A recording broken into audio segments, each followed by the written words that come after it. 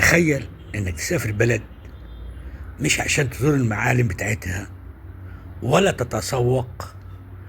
لا، انت رايح بس عشان تستمتع بالملل. ايوه، بيقولوا لك تعالى عندنا ملل هتستمتع بيه. بلد كاملة بتدعوك انك ترجع لنفسك وتسمع صوتك الداخلي وتستعيد هدوءك اللي ضاع وسط السرعة والضوضاء والضغط. السويد واحدة من أقل دول أوروبا.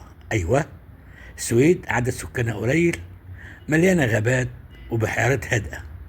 ممكن تقعد ساعات أو أيام من غير ما تسمع إلا صوت الهواء أو حركة الشجر. الدولة دي قررت تعمل حاجة مختلفة تماما، إنك تعيش الملل. بس هي حولت الملل إلى تجربة علاجية وصحية. أدى نوع جديد من السياحة الهادئة.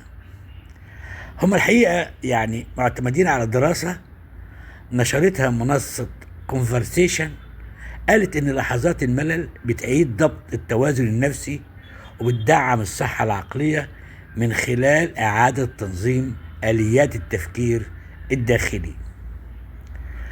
الباحثون قالوا إن الملل ده بيفعل مناطق مهمة في الدماغ، بتساعد على الاستبصار العاطفي وبتنظم المشاعر وبتخفف الضغط الناتج عن نمط الحياة السريع. السويد بتقولك ايه بقى؟ تقدر تنام، تتأمل، تشرح روحك وعقلك.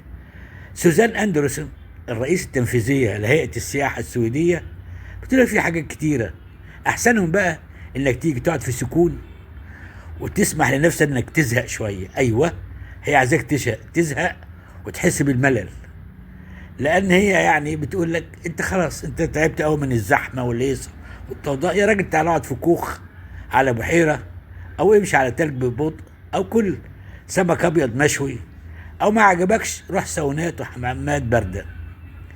بتأكد إن الملل بيعزز الإبداع وبيبني الاستقلالية الفكرية. السيد بتقول لك تعالى املأ وقتك بالفراغ وعيش الملل. تعال جرب بقى الملل على أصوله، واكتشف ان الملل اللي طول عمرنا بنهرب منه هو بالضبط اللي محتاجينه عشان نرجع اتزاننا ونستعيد هدوءنا ونشوف الدنيا بوضوح من جديد.